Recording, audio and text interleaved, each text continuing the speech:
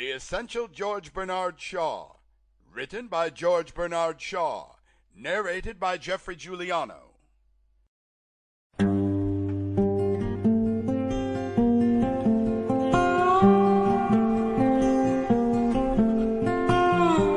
George Bernard Shaw was born on July 26, 1856. At his insistence, however, he was known simply as Bernard Shaw. He was, of course, a great Irish playwright, critic, and political activist.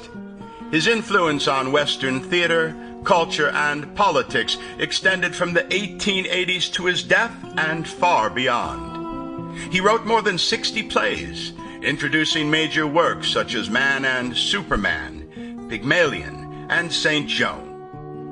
With a range incorporating both contemporary satire and historical allegory, Shaw became the leading dramatist of his generation and in 1925 was awarded the Nobel Prize for Literature. Born in Dublin, Shaw moved to London in 1876, where he struggled to establish himself as both a writer and novelist, and embarked upon a rigorous process of self-education. By the mid-1880s, he had become a respected theater and music critic. Following a political awakening, he joined the Gradualist Fabian Society and became one of its most prominent members.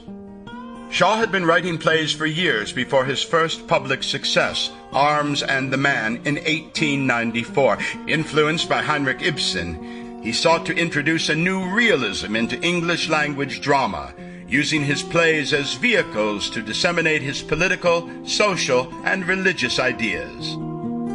By the early 20th century, his reputation as a dramatist was secured with a series of critical and popular successes which included Major Barbara, The Doctor's Dilemma, and Caesar and Cleopatra. Shaw's expressed views were often contentious.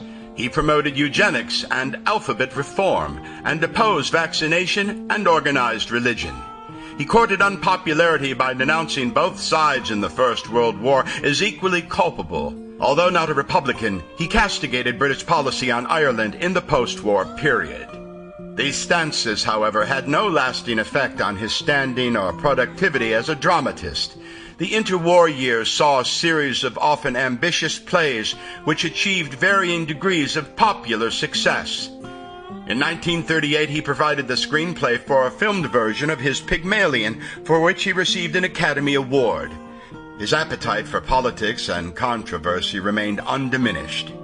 By the late 1920s, he had largely renounced Fabian Society gradualism and often wrote and spoke favorably of dictatorships on the left and the right. He expressed admiration for both Mussolini and Stalin. In the final decade of his life, he made fewer public statements, but continued to write prolifically until shortly before his death at age 94, having refused all state honors, including the Order of Merit in 1946. Since Shaw's death, scholarly and critical opinion has varied about his work, but he has regularly been rated as second only to Shakespeare among British dramatists. Analysts recognized his extensive influence on generations of English-language playwrights. The great life, work, and ideals of George Bernard Shaw have now entered the pantheon of our consciousness and culture, and so it shall forever be.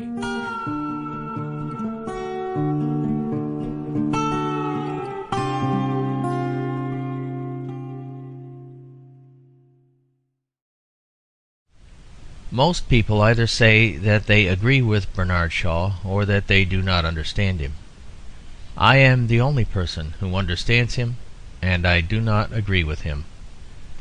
G.K. Chesterton. The problem of a preface. A peculiar difficulty arrests the writer of this rough study at the very start. Many people know Mr. Bernard Shaw chiefly as a man who would write a very long preface, even to a very short play, and there is truth in the idea. He is indeed a very prefatory sort of person. He always gives the explanation before the incident.